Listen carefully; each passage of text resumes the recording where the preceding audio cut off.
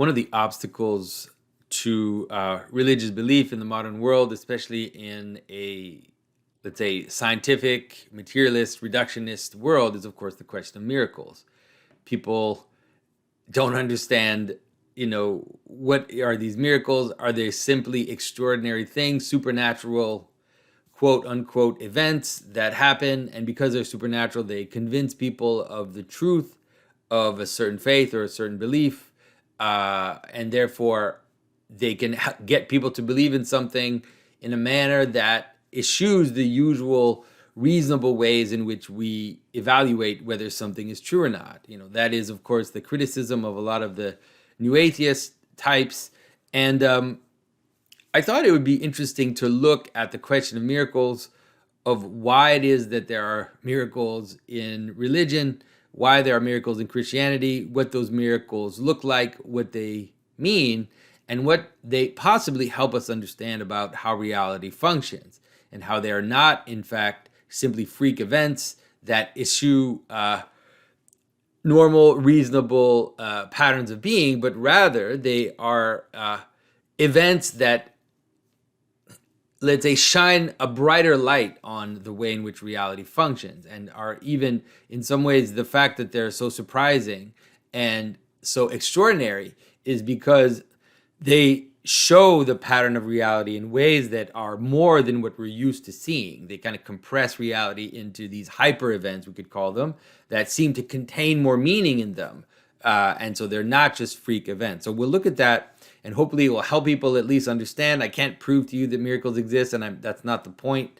But the point is to at least help people understand, why miracles are there and what they can help us understand.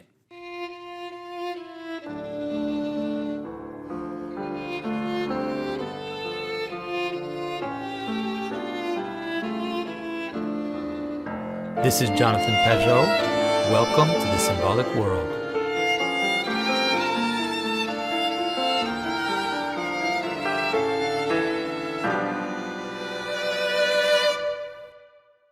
So before we start, if you appreciate what we're doing here at the Symbolic World, please go to symbolicworld.com. You can become a member of the Symbolic World and participate in a wonderful online community that is through our website, that they have their own conversations and their own exchanges, but you can also become a paying member and support what we're doing. And paid members have access to Q&A every month, to an extra video, and also some discounts to courses and different things that we offer. And so if you enjoy what we're doing, please consider supporting us. All right, so the question of miracles. Now, the first thing that we need to get rid of is the idea that a miracle is simply some extraordinary thing that happens, or some unexplainable thing that happens. That is not what a miracle is. And so a miracle, and so you can have unexplained things that happen that you don't know the causalities for. Of course, those types of things can happen to you all the time. You can also have things that happen in a very strange way. But usually what makes something a miracle is that it is a kind of strange thing that happens, something which doesn't have a complete explanation for it, let's say, at least in the way it's described, but that usually it points towards meaning.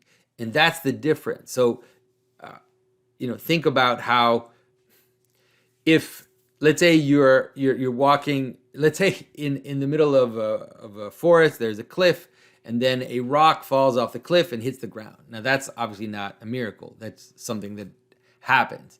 Now, what would make it a miracle is, I don't know, if I'm walking through that road and I get attacked by thieves, and the thieves are going to rob me, and then suddenly the rock falls, it hits the thief in the head, the thief passes out, and then I walk away from the event unscathed. Now, that's closer to a miracle. And it's the same event that happened, but one of them, it's helping me towards a purpose, and the other, it's unexplained, and the causality of the event don't seem related, and it's pointing me towards the purpose. And the other one is just something that happened. And so this is the way to understand miracles. Now, in Scripture, I'm going to use the miracles of Christ, because trying to just, we could use all kinds of other types of miracles, but the miracles of Christ are particularly exemplary in this thing. And so the miracles of Christ are always pointing towards a restoration of purpose and a capacity to show more meaning in an event than what is usually normal for an event to happen. The simplest example of them is, of course, the healing miracles. And so when Christ heals someone, what he's doing is he's restoring something to its purpose. Now, a purpose is something which is not in the factuality of an event, right? And so if you look at the facts of something, you cannot discern the purpose. Purpose has to do with life. Purpose has to do with consciousness. Purpose has to do with intelligence. These are the mechanism by which we understand purpose. And the purposes are not in the reduced factualities of an event. And so this is what I mean, is that there's no scientific difference between a sick body and a healthy body. Like, both of them have cells, both of them, have a certain amount of cells, are doing certain things, are causal to certain possibilities.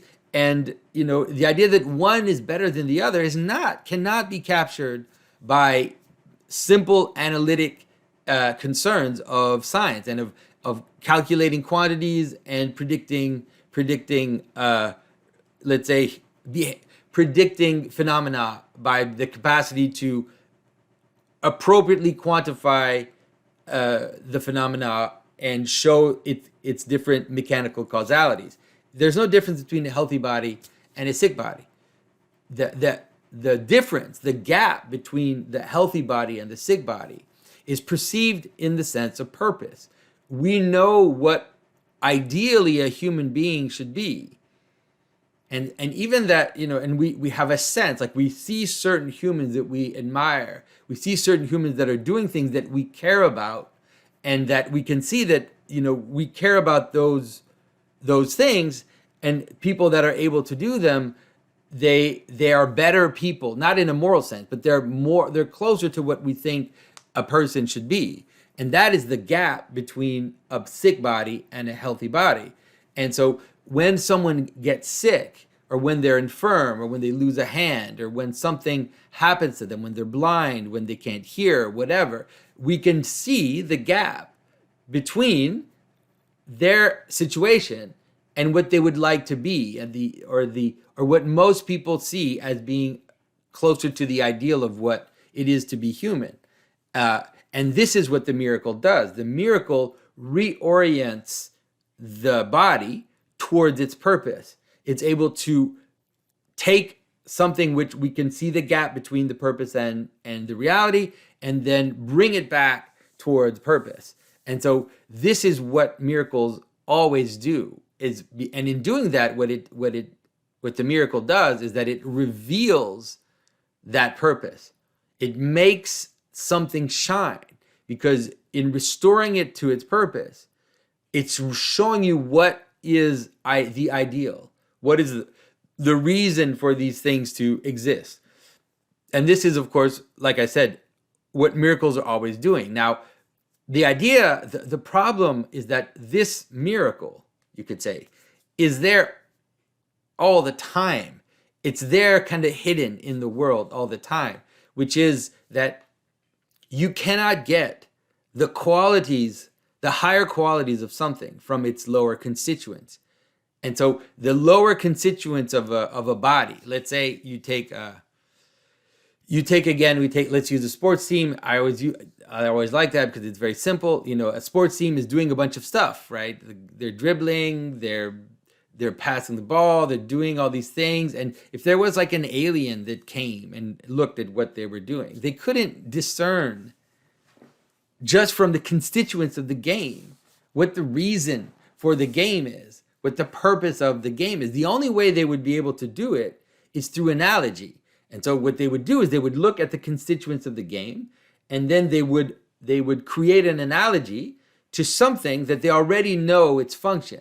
And so if I look at if I've never seen basketball before, I know what a sport is, and I know what I know how sports function because I've seen baseball or football, and so I look at basketball and I see the things they're doing. They're running, they're bouncing things, they're throwing things, they're throwing them to each other, and I'm like, what the hell are they doing? And then finally I get an insight, and I think, oh, this is like this other being that I've already identified its higher qualities, and in doing that, and then maybe I compare it to I see that it's similar to what they do during let's say football or soccer or baseball, and then all of a sudden I say, oh, it's a sport, right? But the only way I can do that is by analogy to other higher identities, and then suddenly I get an insight into what it is that the sport is doing. That jump, that's a miracle, folks. That's what the miracle is. Now, the miracle in the more specific sense, the reason why they appear miraculous to us is because the person doing it is restoring the being to its purpose in a seemingly magical way. It's like all of a sudden this sick person becomes healthy, and then you see what it's like. But you could see that.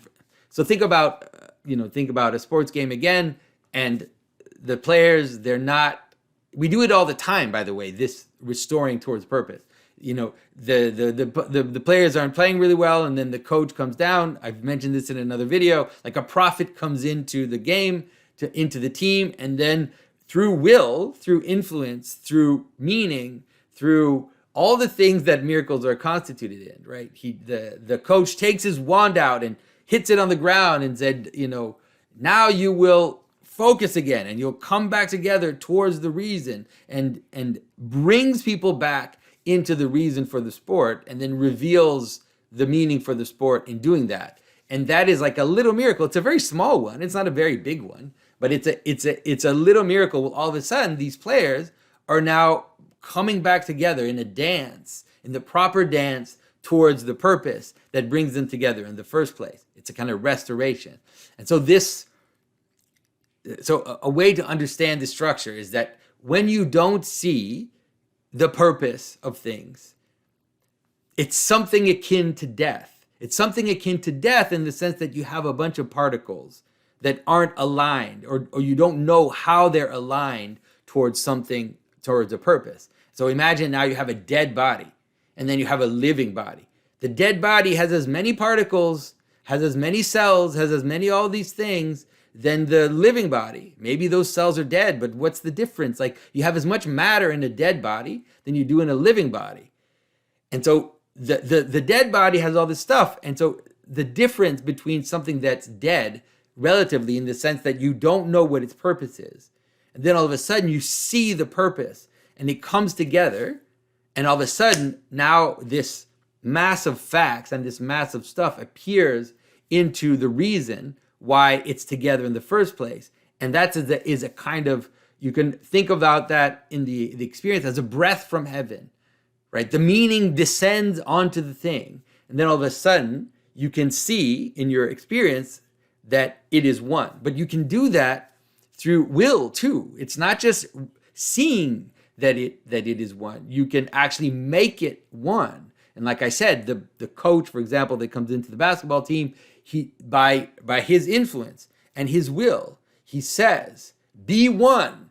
And then the players respond and they come together. And all of a sudden, this dead team that was now everybody was fragmenting and moving in all their different directions is now joining together towards its purpose. All right. And so this type of little miracle happens all the time, constantly. How can I say this? It's hard for people to realize it. It's like that's what a marriage ceremony is, And so you have two people that are kind of together. They, it's not clear what they are, and so then you have a ceremony, and then someone comes and says, "I declare you man and wife. You are now married." And so all of a sudden, the body appears, the purpose appears, and now they're aligned towards the reason why they're there in the first place. There are so many of these types of examples that really it is in some ways like it's the capacity to gather things into a body. And so this is what the miracles are always doing. And so it can appear in different ways. It can appear as a kind of mastery of nature, because that's what you're doing when you're doing that. When you're a coach and you come down into the basketball team and you say, through spiritual influence, through speaking, through the capacity to influence people's minds and to influence people's attention and to influence people, you're able to gather them into a body, and all of a sudden they become one and in purpose. It's like that's what magic is, folks. I don't know what to say. It's like that's really what that's really what the deepest aspect of the magic is. The way that C.S. Lewis, for example, talks about the magic in the world, and so that can appear as a type of mastery of nature.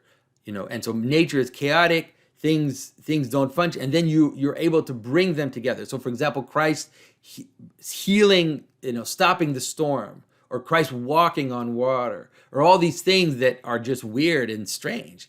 What they're doing in the event of the thing is they're manifesting at an even higher level this type of mastery of nature through being, through logos, through spiritual influence. That it shows you how this works.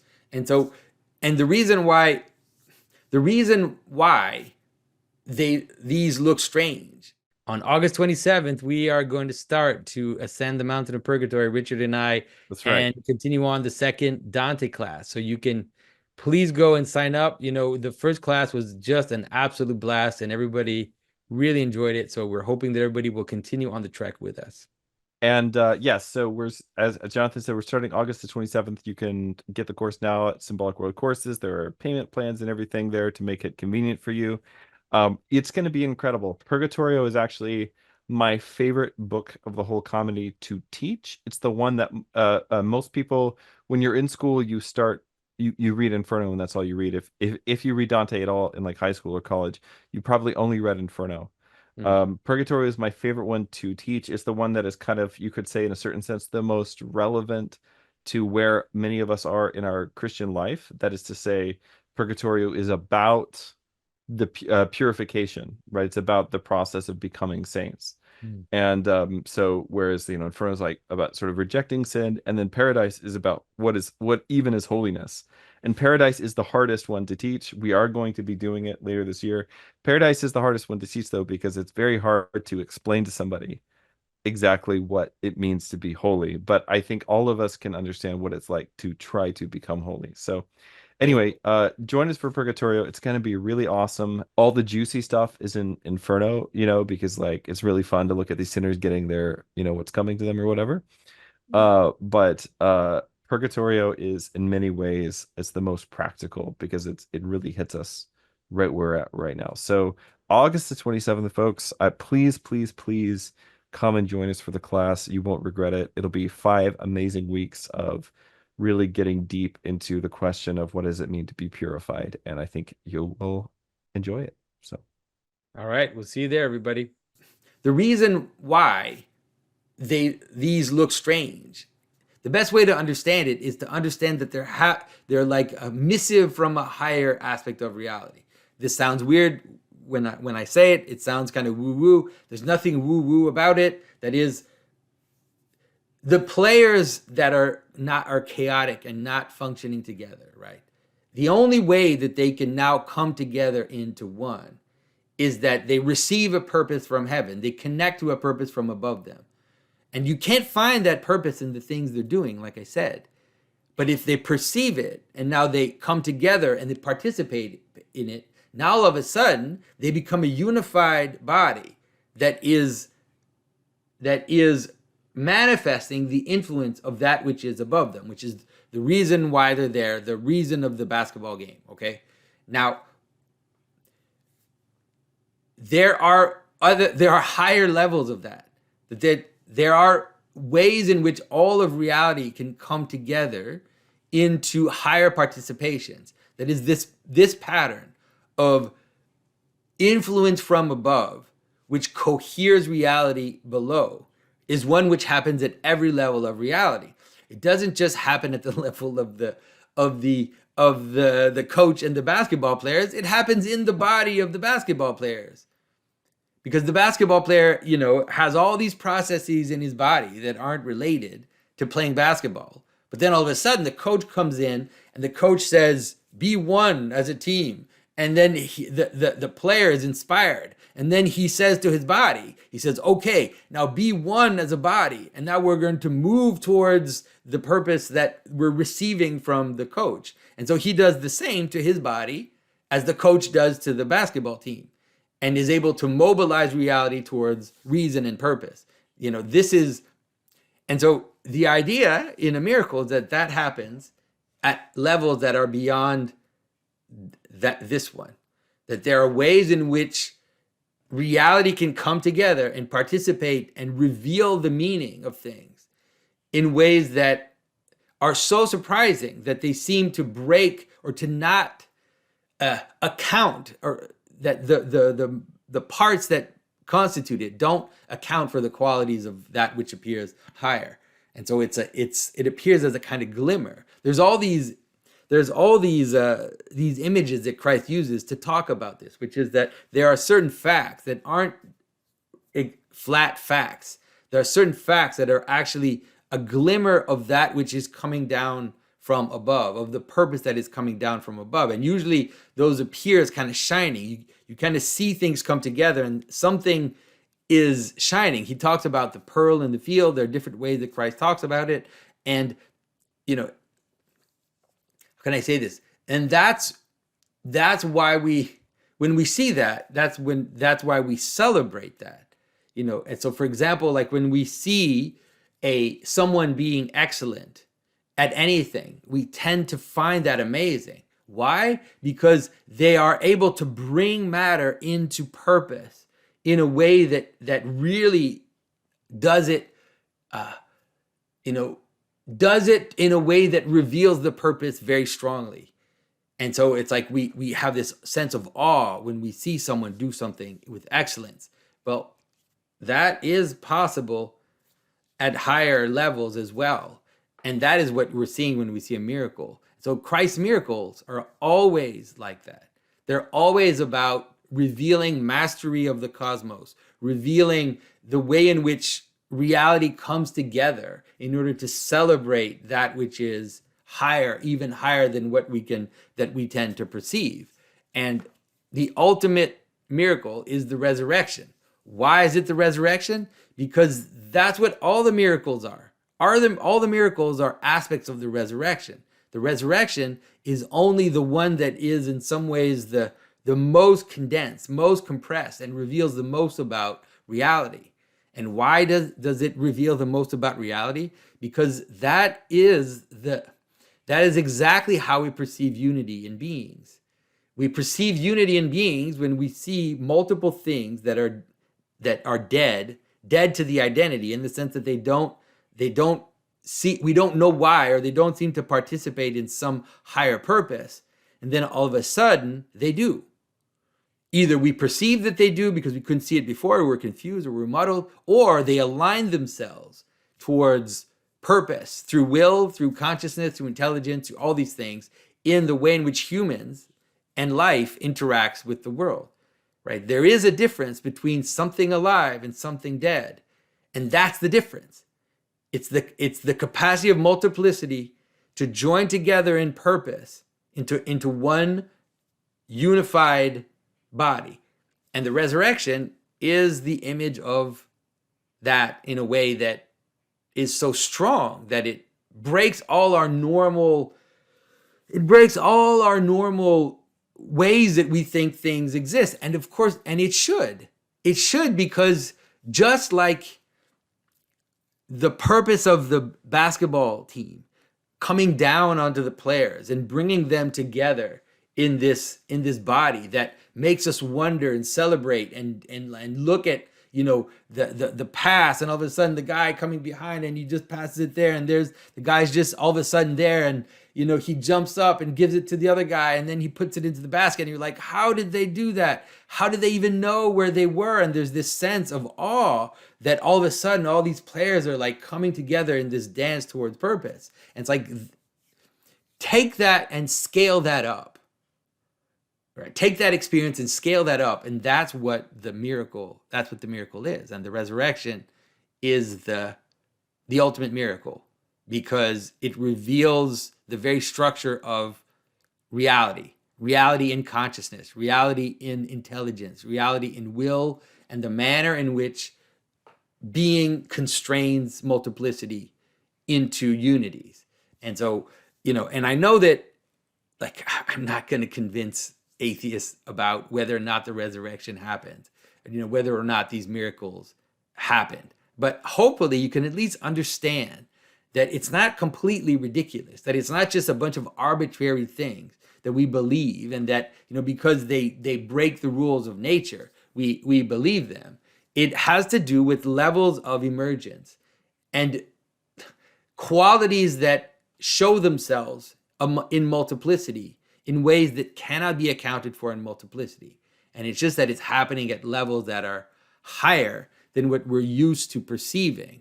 And so that's my attempt at helping people at least understand it. Like I said, I know I'm not going to convince everyone, but hopefully it's enough to help you at least think about it, and think about the fact that, this is not just ridiculous things that people believe in order to justify their belief. They're actually trying to pierce into the relationship between existence and this weird thing that we have as intelligent beings, which is intelligence, consciousness, the idea of constraining reality through will and through those things, and how that comes together. So thanks for your attention, everybody. I'm probably going to circle back towards this at some point, because I know it's a big issue. It's hard to talk about, but hopefully we can get closer and closer. And I can maybe use some examples of some miracles a little more precisely to help people see what it is that I'm talking about. So thanks for your attention, everyone, and talk to you very soon. Bye-bye.